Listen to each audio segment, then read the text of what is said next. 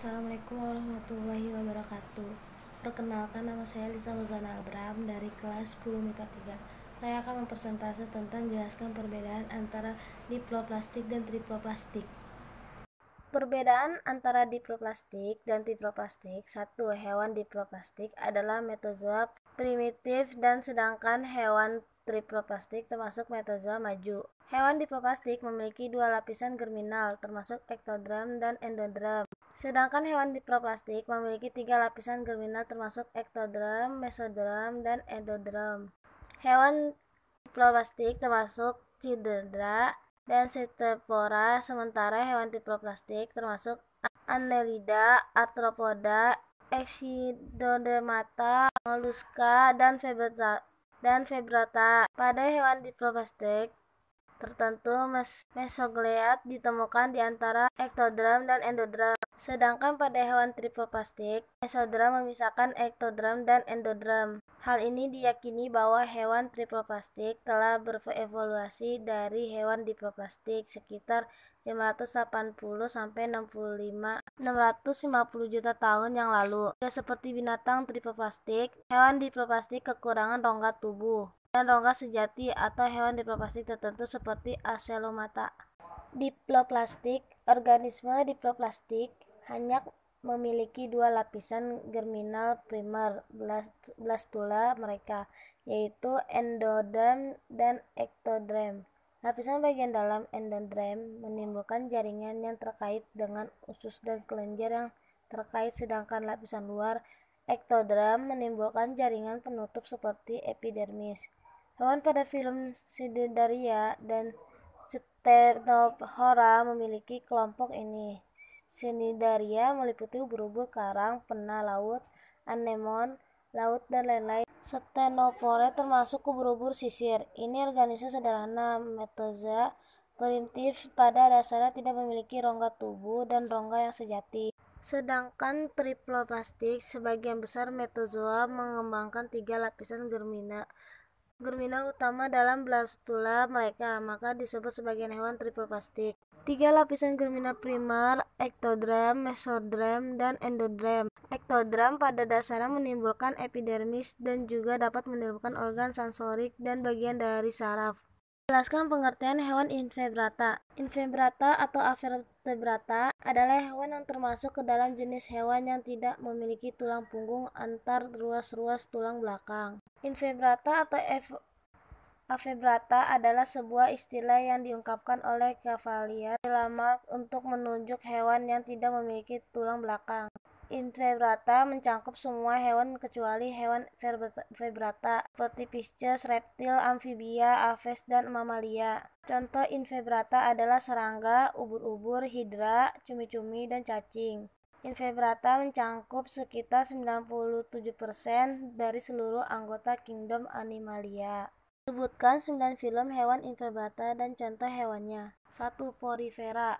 Contohnya spon, sikon, spongilla atau spon air tawar, Euspongia.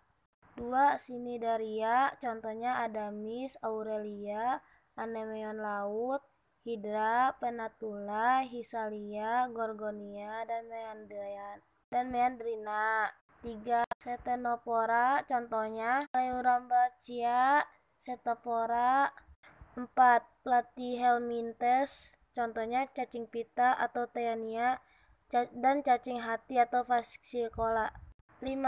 Aschelminthes. Contohnya bulat cacing atau Ascaris, cacing filaria atau Huchereria, cacing tambang. 6. Annelida. Contohnya Nereis, cacing tanah, lintah pengisap darah. 7. Arthropoda. Contohnya lebah madu, ulat, nyamuk Anopheles, Aedes, belalang atau Locusta, kepiting atau Limulus.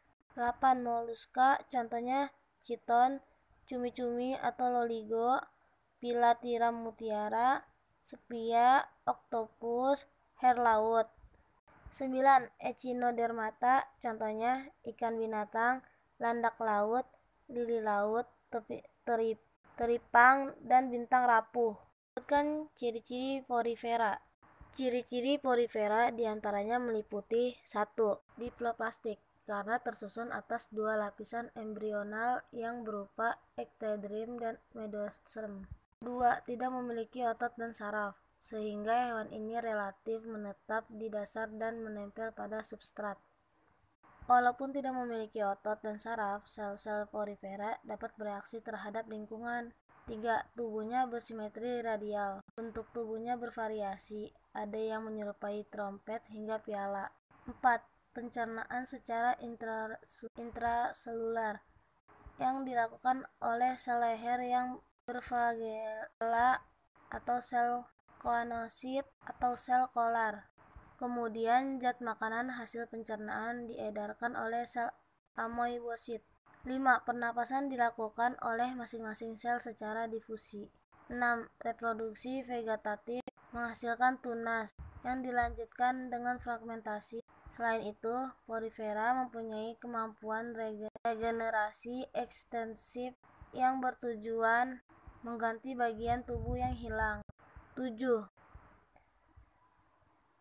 Reproduksi generatif secara hermafrodit, di mana sperma dan ovum dihasilkan dalam satu individu. Pembuahan terjadi secara autofertilisasi maupun pembuahan silang.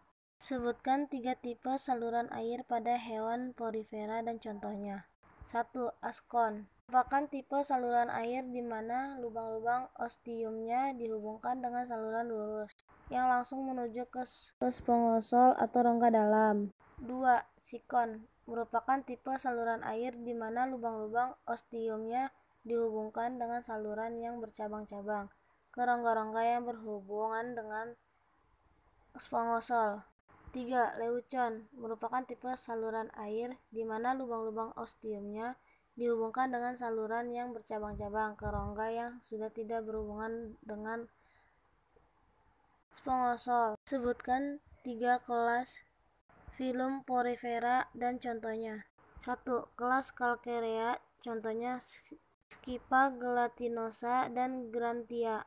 2. Kelas Hecalstinellida, contohnya Peronema sp dan Regatlera sp.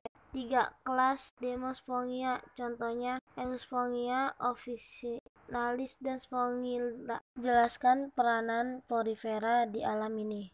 Porifera memiliki peranan yang menguntungkan bagi kehidupan manusia. Peranan porifera bagi kehidupan manusia sebagai spons mandi dan alat gosok.